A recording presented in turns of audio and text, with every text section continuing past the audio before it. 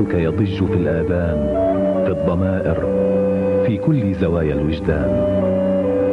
نتلمسك، نبحث عن مكنون عظيم فكرك، نتحسسك بشغاف قلوبنا، ونرويك حكاية للأجيال.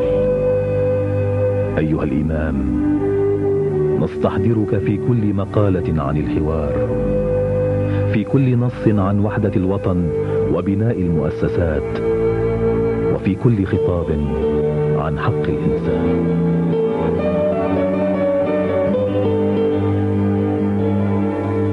إن العناية الإلهية ترسم لنا الخطة بالذات بندا بندا، التضحية بالآراء، بالمواقف، بنتائج الأحداث، وحتى بالمصالح الذاتية والفئوية لتحيا القيم، فهي وحدها تجمع وتوحد. ومع التوجه لحياة القيم يولد السلام في الآفاق وفي الأنفس، في السماء والأرض والناس. والسلام هذا لقاء تاريخي محتوم بين المسيحيين والمسلمين، لأن اللقاء كان تاريخيا محتوما بين الإسلام والمسيحية، سيما عندما تظهر الصهيونية في الأفق لكي تلعب بتراث المسيحية والإسلام معا، وبتاريخهما وحضارتهما وثقافتهما وقيمهما مرة أخرى.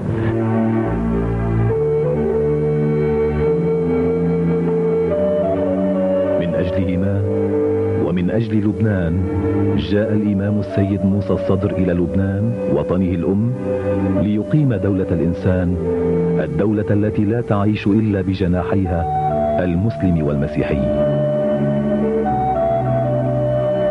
كان الإمام الصدر رسول محبة وسلام، وقد حاول أن يجمع لبنان بكل طوائفه تحت كلمة سواء.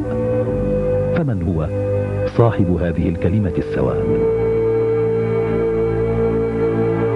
في مدينة قم الإيرانية المقدسة، وفي 15 من آذار عام 1928 بزغ نور الإمام السيد موسى الصدر. تلقى الإمام الصدر علومه الابتدائية وكذلك الثانوية في مدارس قم العصرية، فضلا عن دراسته الدينية في كلية الفقه. بعدها انتقل إلى طهران حيث حصل على إجازة في الحقوق، لكنه ترك سلك القضاء ليتفرغ لدراسة الفقه وأصوله على يد أكابر العلماء والفقهاء. لم يقتصر نشاط الإمام الصدر على الدراسة والتحصيل، بل كان يدرس في جامعة قم، وأنشأ مجلة للدراسات الإسلامية أسماها مكتب إسلام، أي المدرسة الإسلامية. وتاقت نفس السيد موسى الصدر إلى زيارة موطن أجداده، فخف الخطى إلى لبنان زائرا عام 55، وحل ضيفا على الإمام السيد عبد الحسين شرف الدين. عام 59 حط الإمام الصدر رحاله في لبنان مرة أخرى بعد دعوة وجهت إليه من أبناء صور لمتابعة مسيرة السيد شرف الدين. وهنا بدأت رحلة الإمام السيد في لبنان. 20 سنة قدر الإمام الصدر يحقق ما لا يحققه أي إنسان خلال هالفترة، لأنه بدأ بدراسة المجتمع، وضع المجتمع اللبناني.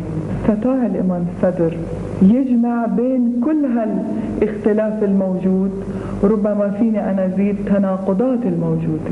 هذا كان بدراية اللي عنده، بوعي اللي عنده، بالاستطلاع اللي عنده، بإخلاص اللي حامل رسالة وبده فعلا هو يتمم هالمسؤولية، هو ينفذها بأحسن وجه.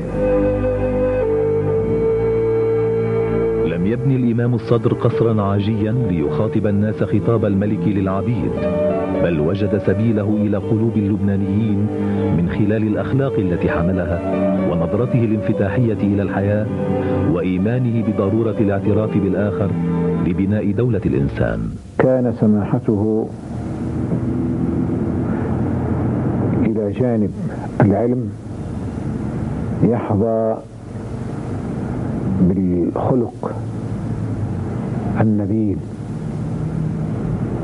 والسمو في نظرته للأمور ومعالجته لمختلف المشاكل التي تطرح عليه. كان الجميع يستمع إليه بانفتاح وبانبساط وبحرية لروحه الخاصة الوحيدة في تلك الأيام عند رجال الدين. كان السيد موسى الصدر يعيش حياة الرجل المحاور ويكلم كل الناس دون أن ينعزل عن دينه. كان يترجم القرآن حياة ويمده جسرا بينه وبينهم. من الإسلام كان يأتي إلى المسيحيين ويبقى في إسلامه. بده الواحد يقول ببساطة كلية أنه ليش هالمسيحيين انجذبوا إليه؟ يعني أنه المسيحيين بالعادة مقتنعين هيك أنه أي شخص مسلم هو ما بدي أقول متعصب بس أنه متشدد. من يعود بالذكرى إلى صورة الإمام القائد يجد فيها ملامح الرجل الذي جند حياته وروحه وذكاءه لأصعب رسالة وأسمى قضية يستطيع الإنسان أن يطلع بها، وهي قضية العلاقة بالآخر. فما هو سر ذلك الانفتاح الذي عاشه الإمام موسى الصدر؟ الانفتاح اللي كنا نشوفه عند الإمام الصدر والناس تشوف، هذا ناتج أولا عن بيئة اللي هو عاش فيه، التربية اللي تربى، الأجواء اللي هو مارس نشاطه، مدارس اللي درسها. منهجه كان منهاج أئمتنا الأطهار سلام الله عليهم، المنهج النبي صلى الله عليه وسلم. منذ مجيء الإمام إلى لبنان أدرك أن لا حياة للوطن من دون الإحساس بالمواطنية والمشاركة. لذلك دعا إلى العيش المشترك وما يفرضه على جميع الأطراف من معاني التجرد والتضحية. نحن عائلة واحدة، أجمل من كلمة العيش المشترك. عيش مشترك معنى ذلك أن في لبنان فئات طوائف أكيد هناك طوائف وفئات أكيد، لكن دينيا نحن أولاد إبراهيم نعبد الإله الواحد. أقول ذلك بروح الإمام موسى الصدر. والرب يفهم كل اللغات وكل صلاة. هكذا وبهذه الروح دعا الإمام الصدر اللبنانيين إلى الحوار، وأعلن أهدافه لبناء دولة العدالة والمساواة وبناء لبنان الواحد. فلم يسمع منه أنه يريد حكما للشيعة أو جمهورية إسلامية، بل أكد أن الطائفية هي نقيض الوطنية، والطائفية تخدم إسرائيل الكيان المغروس في منطقتنا. من هذا المنطلق شق الإمام الصدر طريقه الانفتاحي المبني على فهم الآخر واحترام رأي الآخرين. كان يتمتع برؤية شاملة على الطوائف في لبنان وعلى المذاهب أن تلتقي على نصرة لبنان وأن تتعاون على هذا. السيد موسى الصدر تجاوز الحدود المذهبية والطائفية وأخذ يتصل برؤساء الطوائف ويتصل برجال السياسة من مختلف الطوائف.